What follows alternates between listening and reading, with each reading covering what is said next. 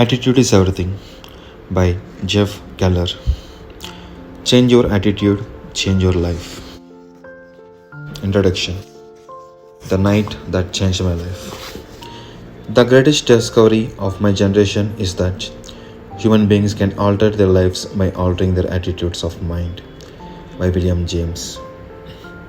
In 1980, I graduated from law school and thought I would be a lawyer for the rest of my life. After all, that's what I would wanted to do since my early teenage years. At first, everything went according to plan. After lots of studying, that summer I passed the bar examination and was admitted to practice law in New York. My personal life was also on the upswing. In 1981, I married Dolores, a law school classmate. I was on my way to much success and happiness, or so I thought. But after practicing law for a few years, I realized I wasn't happy at all. Sure, there were some things I liked about being a lawyer. I enjoyed helping people resolve their disputes, especially when I could save them the agony of lengthy court proceedings.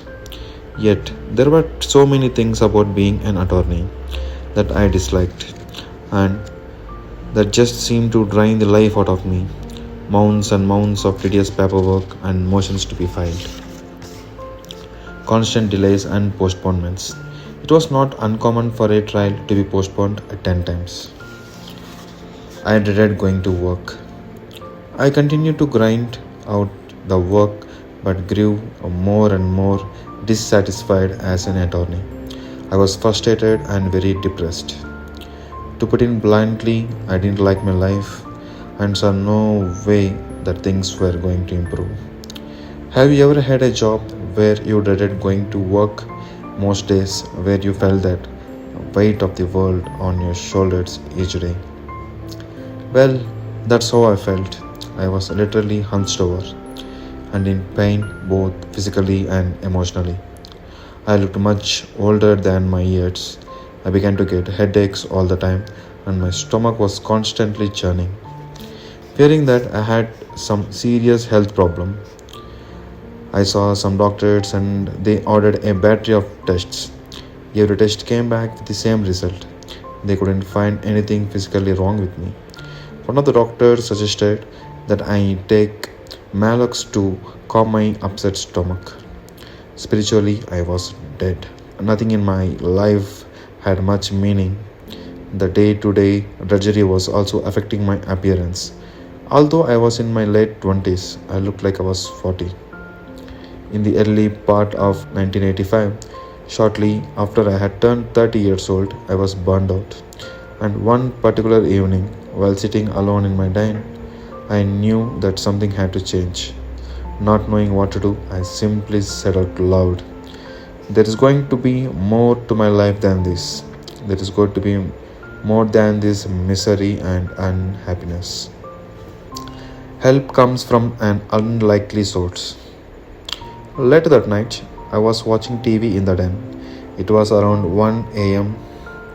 and my wife, Dolores, had already gone to bed. But I was feeling so down I couldn't sleep. I channel surfed looking for something to occupy my time. I turned into, of all things, an infomercial. Normally, I would have changed this channel in a fraction of a second, but for some reason, I listened. The product being peddled was called the Mental Bank and was endorsed by actress Florence Henderson of Brady Bunch fame. The Mental Bank was a home study course that explained how everything we achieved in life is based upon our subconscious feelings. I felt so desperate at that point that I decided to go for it. I pulled out my credit card and ordered the program. That night in my den was the turning point of my life. By the way, when I sheepishly told Dolores what I had done a day or two later, she was shocked. "You did what?" she asked in amazement. "It's not that subjected to a purchase. It was just so out of character for me to buy like that on impulse. And worst yet, from a TV infomercial." Several days later, the Mental Bank program arrived at my doorstep, and I was fascinated and excited to begin learning how our thoughts determine the quality of our lives. Prior to that time, I had never heard these ideas. Unfortunately, they don't teach you this stuff in school. The mental bank program spurred me to seek out other motivational resources. I began to read books by Napoleon Hill, Og Mandido, Norman Vincent Peale, and Robert Schuller. I started reading the Bible on a regular basis, and I eagerly listened to inspiring audio programs by Zig Ziglar, Neil Nightingale, Jim Rohn, Bob Proctor, and many others. I felt like a person who had wandered for days in the desert with a parched throat, and then suddenly found a stream of water. Now, I can't tell you that everything in my life changed overnight because it didn't happen that way. But from the moment I began to change from a negative attitude to a positive attitude, I started to get significant results. I felt better, I had more energy, and I started to achieve goals that I would never have accomplished before, all because of a change in my attitude. I am also happy to report that when people now ask how old I am, and I say 47, they invariably reply, "You look much younger." It's all in the attitude. You are not what you think you are, but what you think you are. By Dr. Norman Vincent Peale. From lawyer to motivational speaker. I continued my self study program in my spare time while I worked full time as a lawyer. The positive thinking was helping my attitude at work. But I felt a passion for my hobby that I never felt for my work, and I dreamed about the day I could walk away from my job. In 1989, after 4 years of intensive research about attitude and motivational concepts, I agreed to present some adult education seminars in the evenings at a local high school. I was to be paid $30 for each 2 hour class, not the kind of money that lets you quit your day job. As I stood in front of the class to start my first seminar, I was petrified. My heart was pounding and I was sweating, but somehow I managed to muster the courage to just do it. The students loved the class, and I got a real adrenaline rush from presenting the material that had revolutionized my own life, and that had the power to do the same for others. I was on my way. Eventually, the speaking fees grew a little larger, and in 1990, I decided to phase out my law career over the next few years. This wasn't a simple decision. I had gone to 4 years of college and 3 years of law school to obtain my law degree. On top of that, I had spent 10 years of my life as a practicing lawyer. When you have that much invested in a career, it's not easy to walk away. Then, of course, there was the money issue. As a lawyer, I was on track to earn $1 million in a few years, and I would be earning that much and more for the rest of my professional career.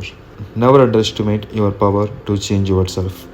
By H. Jackson Brown Jr. Taking a stand. Although I was earning a little more income from my new hobby, I realized that I would have startup expenses in launching my new enterprise. Fortunately, Dolores and I had saved some money over the years. To supplement my income, I began to sell a line of merchandise with my unique Attitude is Everything logo. But there was no way to avoid it. I would have to take a huge financial step backward to start my new business, at least in the beginning. And yet, it was time to move on.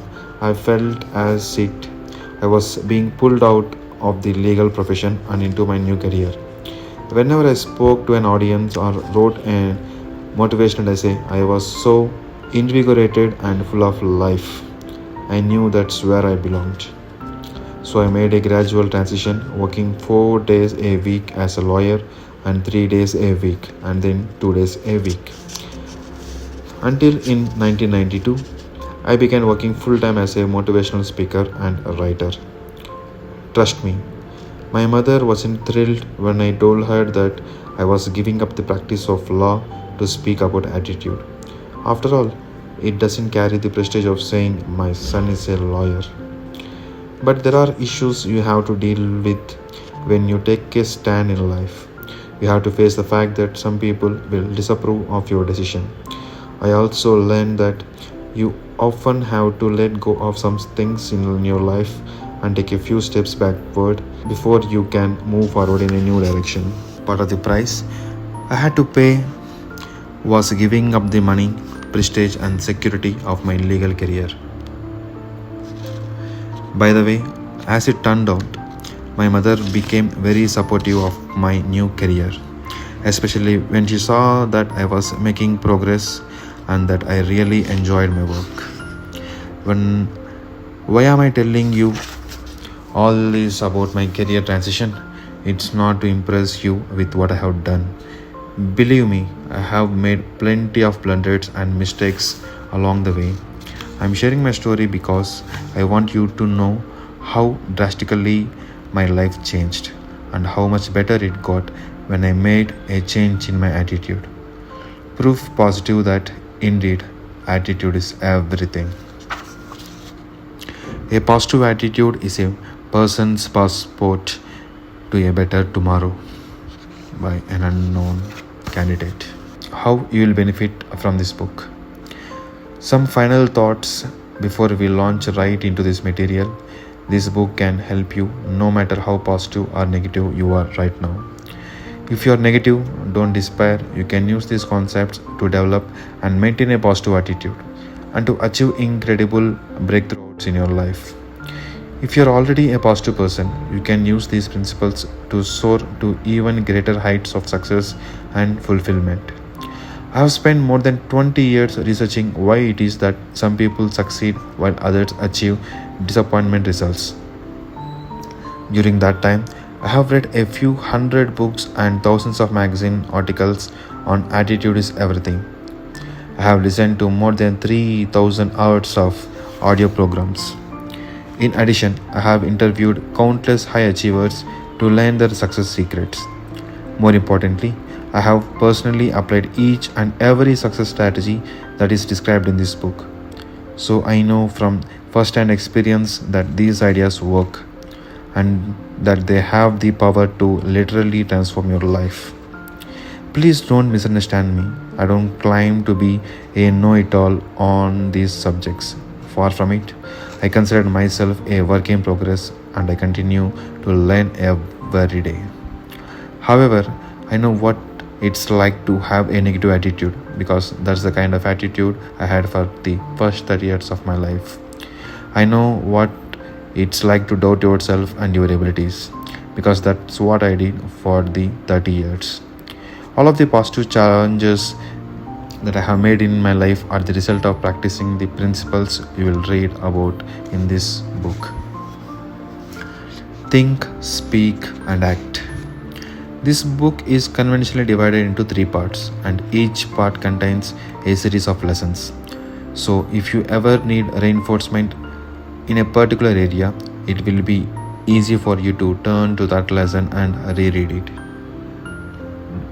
In part 1, success begins in the mind. We'll be focusing on the power of attitude and belief to shape your destiny. You will learn how your success initially depends on the way that you think.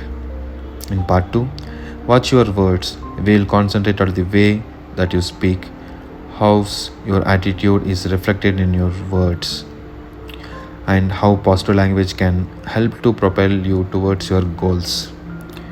And in part 3, heaven helps those who act. We'll cover the final leg of your journey. Even if you think positively and speak positively, you won't achieve your dreams until you act. You can't sit back and just expect success to pay you a visit. In this section, you will learn the action steps that will turn your dreams into reality. When you think, speak, and act in ways that support your success, you are firing on all cylinders and on the way to achieving phenomenal results in your life. You are about to embark on a journey that will bring you success and happiness beyond your wildest dreams. So, let's get started. Think, act, and talk with enthusiasm, and you will attract positive results. By Michael Lifobev.